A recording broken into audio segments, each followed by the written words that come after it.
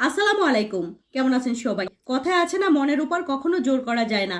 এই প্রথম কোনো বিয়েতে মনের ইচ্ছা না থাকার পরেও যে কারণে যেতে হচ্ছে। সংসার জীবনে আমরা মেয়েরা যতই স্যাক্রিফাইস করি না কেন, পরিবারের মন পাওয়া অনেক কঠিন হয়ে যায়। সকালবেলা উঠেই কিছু টেস্ট করতে গেছিলাম হসপিটালে, খালি পেটে কিছু টেস্ট ছিল। জামাই বউ এসেই নাস্তা করে একটা ঘুম দিয়েছিলাম, আর ঘুম থেকে উঠেই রেডি হয়ে নিচ্ছি। প্রতিবারই তো বাসায় সাজি, এবার ইচ্ছা ছিল পার্লারে যাব, কিন্তু এখন তো আর সময় নেই, পার্লারের চিন্তা বাদই দিলাম। আজকে একটা স্পেশাল সাজ দিব আর আপনাদের সাথে শেয়ার করবো না তা কি হতে পারে? প্রথমেই আমি চুল নিয়ে অনেক বেশি চিন্তায় পড়ে গেছি। চুল আমি কিভাবে বাঁধবো, কিভাবে করলে ভালো লাগবে না লাগবে। কোথাও যাওয়ার সময় এই কনফিউশনে অনেক বেশি দেরি হয়ে যায়, অন্যদিকে জামার কথা তো শুনতে হয়, এত দেরি হয় কেন।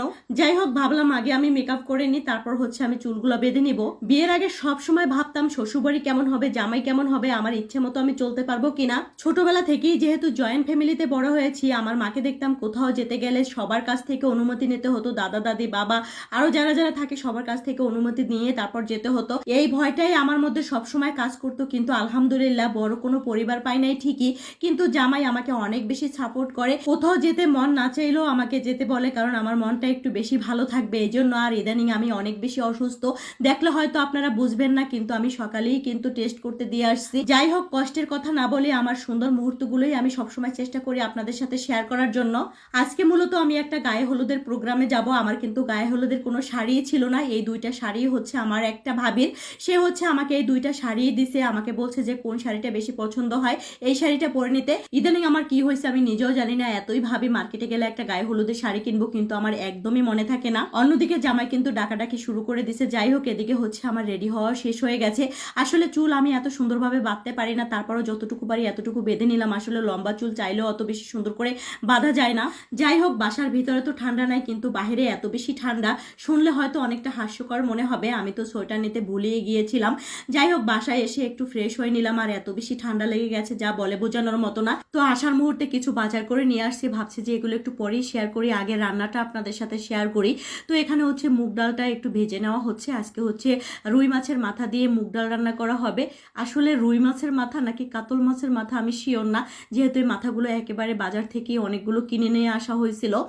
যাই হোক, আর আজকে আমাদের বাসার সবাই আমরা অনুষ্ঠানে গিয়েছিলাম, আর অনুষ্ঠান থেকে আসার পরে রান্না করে নিচ্ছি। যদিও আজকে যাওয়ার কোনো ইচ্ছাই আমার ছিল না, শরীরটা যেহেতু একটুও ভালো না এজন্য। আর যেহেতু রাতের বেলা রান্না করে নিচ্ছি, রান্নার পরিমাণটা একটু কম হবে, কারণ রাতের বেলা তো ওইভাবে কেউ খেতেই চায় না।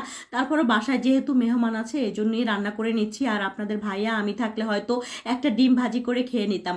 যাই হোক, আর এদিকে আমি বাজারগুলো একটু বের করে নিয়ে এখানে একটু বেশি করে জলপাই নিয়েছি, কারণ আমি জলপাইয়ের আচার বানাবো, সেটা অবশ্যই আপনাদের সাথে শেয়ার করব যখন বানাবো তখন। আর বাসায় ডিম শেষ হয়ে গিয়েছিল, এজন্য এই ডিমগুলো নিয়ে আসছি।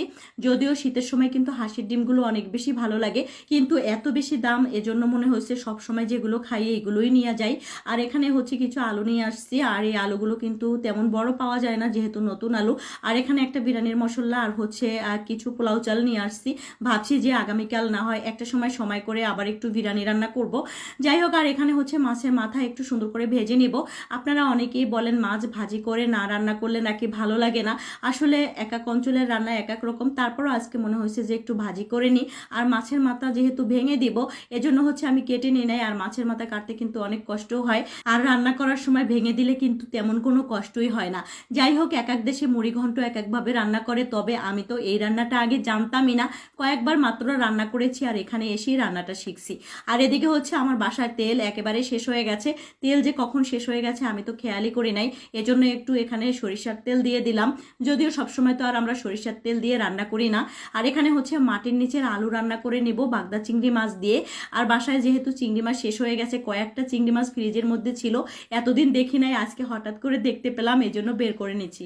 আজকে পাশের বাসার ভাবির বোনের গায়ে হলুদ ছিল, যদিও বাসা একটু দূরে ছিল, তারা অনেক চেষ্টা করছে আমাদেরকে খাবার দিয়ে দেওয়ার জন্য। যদিও আমরা খেয়ে আসছি দুপুরবেলা, এজন্য আর রাতের বেলা কোনো খাবার নিয়ে আসি নাই। সারা রাত ধরেই অনুষ্ঠান চলবে, যদিও আমার শরীর ভালো না। অন্যদিকে আমি কোনো সোয়েটার নিয়ে নাই, বাইরে ঠান্ডা লাগতেছিল, সবকিছু চিন্তা করে বাসায় চলে আসছে। আর অন্যদিকে আগামীকাল আবার আমাকে হসপিটালে যেতে হবে, সব কিছু চিন্তা ভাবনা করে। যাই হোক, আর এদিকে হচ্ছে রান্নাটা কিন্তু প্রায় হয়ে গেছে। আর এই মাটির নিচের আলুটা অনেক দিন পরে খাবো। বাবা যখন আমার বাসায় আসে তখন আমার ফুপু মানে আমার বাবার বোন মাটির নিচের আলুগুলো আমার জন্য পাঠিয়ে দেয়। সে জানে আমি এই আলুগুলো অনেক বেশি পছন্দ করি। আসলে ভালোবাসাগুলো এমনই হয়, তাই না? সবাই আমার পরিবারের জন্য দোয়া করবেন। যাই হোক, তো আজকের ভিডিওটি এ পর্যন্ত। সবাই ভালো থাকবেন।